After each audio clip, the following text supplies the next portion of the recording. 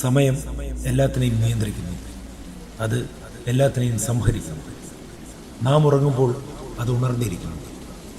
നാം അറിയാതെ നമ്മെ പിടികൂടുന്നു. സമയമെന്നത് നിയന്ത്രണ വിധേയമല്ല. അതാ മച്ചാ പറയുന്നത്. സ്പെഷ്യൽ തിയറി ഓഫ് റിലേറ്റിവിറ്റി പ്രകാരം പ്രപഞ്ചത്തിൽ ടൈമെല്ലാം ഒരുപോലെയല്ല. എങ്ങനെ? അപ്പോൾ 2 കൊല്ലമായിട്ട് കാലാവസ്ഥയിൽ വന്ന മാറ്റം നമ്മുടെ സമയത്തിൻ്റെ വേരിയേഷൻ ആണെന്നാണോ പറയുന്നത്?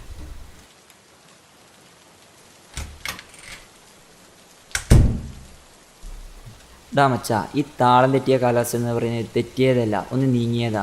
എങ്ങനെ? ഈ 365 ദിവസം വെച്ചിട്ടോ? 365 ദിവസമുണ്ട് ഒരു വർഷത്തിൽ. കറക്റ്റ് 365.24. 4 തവണ കൂടി വരുമ്പോൾ ലീപ്പ് ഇയറായി 366 ദിവസം കിട്ടും. 8 വർഷം കഴിയുമ്പോൾ 2 ദിവസം, 40 വർഷം കഴിയുമ്പോൾ 10 ദിവസം, നൂറ്റാണ്ടുകൾ കഴിയുമ്പോൾ ഈ സീസൺ തന്നെ മാറിപ്പോകും. അപ്പോൾ സമയത്തിൻ്റെ നീക്കമാണല്ലേ ഈ പ്രതിമാസങ്ങൾക്കെല്ലാം കാരണം? ആടാ,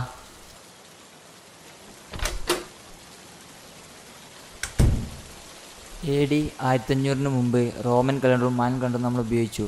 അതിനുശേഷം ഗ്രിഗോറിയൻ കലണ്ടർ കൊണ്ടുവന്നു. ഇപ്പോൾ നമ്മൾ തന്നെ ഉപയോഗിച്ചുകൊണ്ടിരിക്കുന്നു. AD 1500 മാറ്റിയതാണെങ്കിൽ ഇപ്പോൾ 2020.